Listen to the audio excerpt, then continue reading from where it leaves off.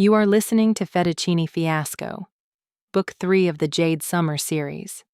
Written by Nicolette Pierce. Copyright 2021.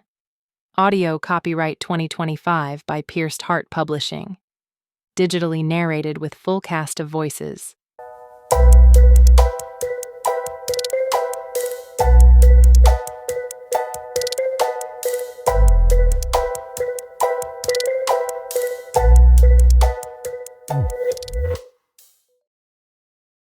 Chapter 16.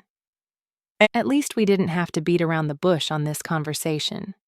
Vito knew exactly why Uncle Sal and I were here. When we reached his booth, Vito indicated we should sit with another flick of his hand. You have balls to come here, Sally. Hadn't Carlo called him Sally as well? Just how chummy was Uncle Sal with the company?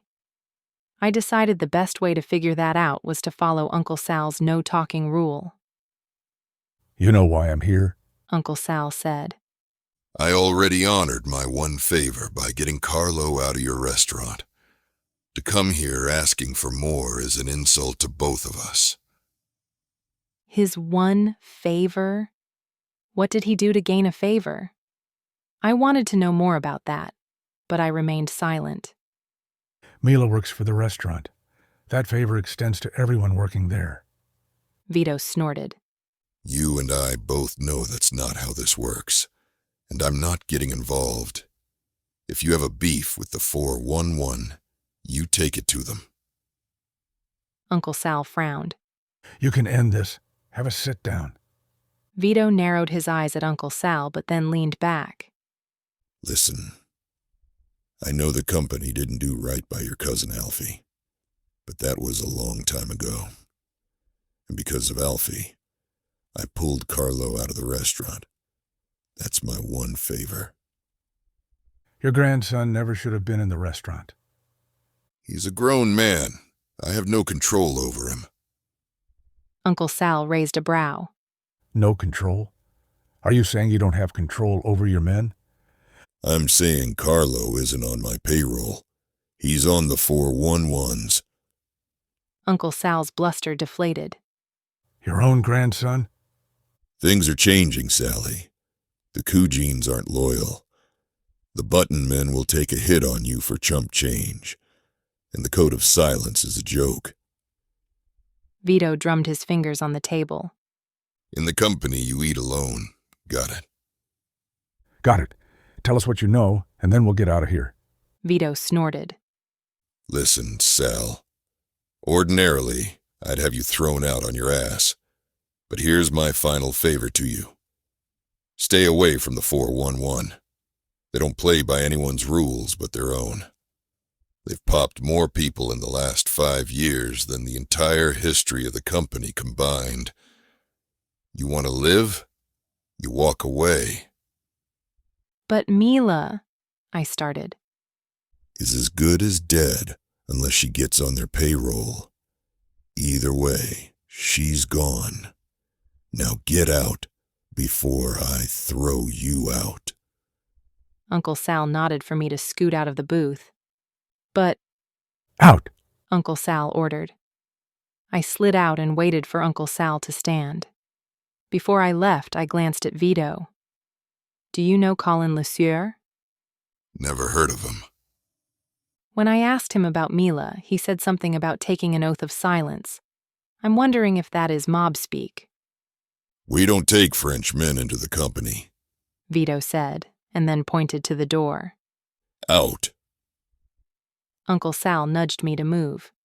When we were back out on the sidewalk, he demanded, What don't you understand about not talking? I asked one thing. Anyway, why do they call you Sally? That seems like something a friend would call you. Or are they trying to say you're a girl? He said nothing as he walked down the block to the car. I paused. If it was only Carlo calling him Sally, I would think it was as an insult. But the way Vito said it, it wasn't. That was a nickname. You and Vito are friends, I hazarded a guess. He's been your connection to the mob all these years. All of those stories you used to tell me are from him. Leave it alone, Uncle Sal said as he stopped by the car door. I can't leave it alone. I unlocked the doors, and we both sat inside. All these years, you have been friends with a mobster. No, we aren't friends. Haven't been for a lifetime. Drive. I started the car and pulled out onto the road. Want me to drop you off at your apartment? Or do you want to go to Nana's with me? Are you going to pester me about Vito? Yes, until you tell me everything. He sighed. Vito and I were friends as kids. Once we got out of high school, things changed. He was pulled into the family business and I was left behind. Like a dummy, I suggested I should join the family business as well, but Vito would have none of it, even stopped hanging around. He was saving you. Didn't feel like it at the time, but yeah. I saw Vito in a new light. Sure, he was a hardened cutthroat, but all those years ago he did the right thing. So, home or Nana's? Home. Frank will probably have breakfast ready, and you and Nina better not stick your noses into the 411 to find Mila. I couldn't promise it. But now that I knew even Vito was wary of the 411, I was positive I didn't want to tangle with them. But I would for Mila. I sat in Nana's living room, listening to her and Landon bickering in the kitchen about how many banana slices to put into the gelatin mold. The thought of gelatin made my insides flip upside down. Just as I was about to cover my ears, a text from the 411 lit up my phone. They sent their demand. Continue fighting. We give back your friend. Stop fighting. And we put her in the ring with the exterminator. When Logan warned me to stop fighting, Mila's life hadn't been on the line, and the fact that he hadn't responded to any of my calls or texts worried me. Where was he? Was he still tracking Avery? Did he decide to marry her after all and they were on a honeymoon? Or did she kill him in some psychotic rage? All could be possibilities, and all scared the hell out of me. Since I couldn't ask him for help, I had to trust that the insider at the 411 would aid me if I was going to die. However, that brought up the memory of me almost dying in the Jell-O pool and no one coming to my aid. I hesitated on the screen, but eventually I wrote, I will trade one fight for Mila, but it can't be against the executioner. No deal. You continue to fight until we say so, or she'll be in the ring with the exterminator. Fine, but no more hostages after this. Technically, it hadn't been the 411 who took Lily hostage, but my nerves seriously couldn't take another person being leveraged. I'd rather fight. And, since I had taken some time off from the ring, my body only slightly ached now. Maybe I could pull this off until I heard from Logan. Stay in line and there'll be no reason to renegotiate. I saw the lies in the message. I want to meet the boss. Trust me, you don't want to. I probably didn't want to, but I'd like to meet the person pulling on my puppet strings. I want a meeting, non-negotiable. I waited through the blinking dots. Done. Fight tomorrow at 7 p.m. If you survive, the boss will meet you. Well, I either did something really smart or completely stupid. Probably the latter. Jade, how many banana slices should we use? Nana called. My stomach flopped at the mention. None, Well, that's silly. I told you. Lan said. Less is more. Not with bananas. Not every recipe needs extra of everything. Remember the casserole you made last week? It was a solid brick of noodles. I like noodles. If they cohabitated any longer, Nana and Landon might need couples therapy. A text popped up on my phone. The bug guys will be here in the morning. We'll clean and restock the next morning. Be ready to work that night. Love, Dad. P.S. Are you okay? Thanks for the heads up. I'm fine. Love you too. Nana, I said, halting the bickering about adding too much salt, which had me hoping they weren't talking about the gelatin and banana concoction. I stood and walked over to the kitchen. Dad texted, Exterminators are coming in the morning, and we'll regroup for opening the day after. Perfect. I also got a text from the 411. I fight tomorrow at 7. What about Mila? She'll be released after the fight. Well, that part is good. Good, but I'm running into another problem. If these fights continue, I don't think I can work. These last 3 weeks have been brutal, and they've been calling me for nighttime fights.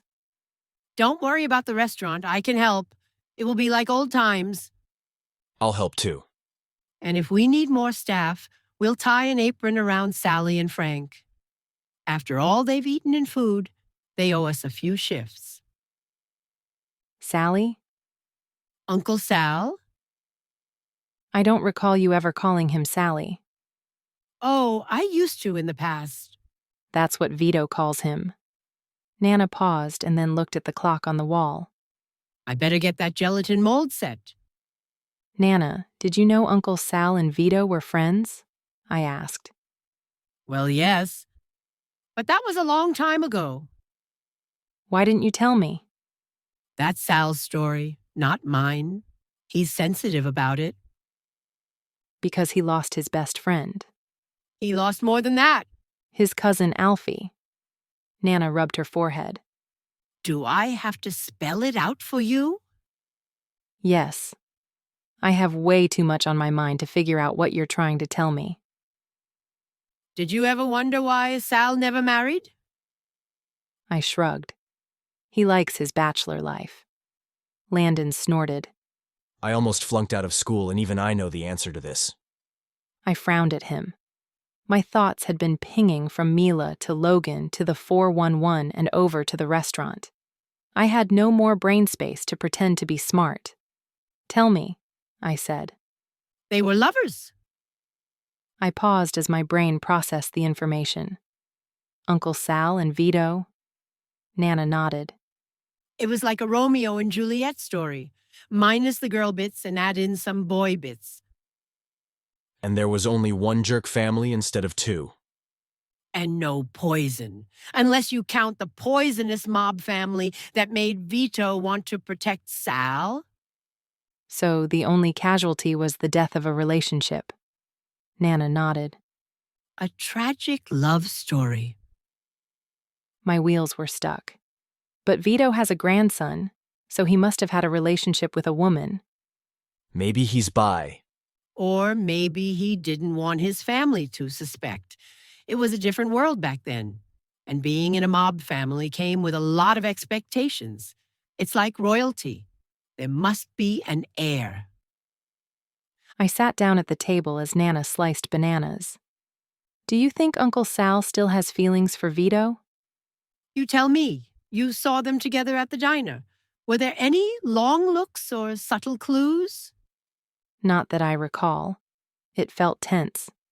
Vito said he had owed Uncle Sal a favor, but that was for Alfie's death. He wasn't interested in helping us with the 411. That's disappointing.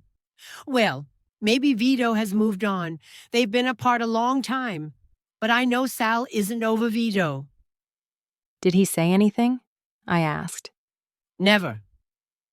But I put some very eligible men in his path. Not even a double glance. That made me sad for Uncle Sal. And yet, I understood him more than I ever had before. Because I couldn't let go of Logan even after 10 years of separation. Uncle Sal's heart must have been truly shattered to go a lifetime without a companion. Uncle Frank didn't count. Maybe it was hearing Uncle Sal's story that I pulled out my phone. Or maybe it was because I was continually getting hammered with the fact that every minute was precious.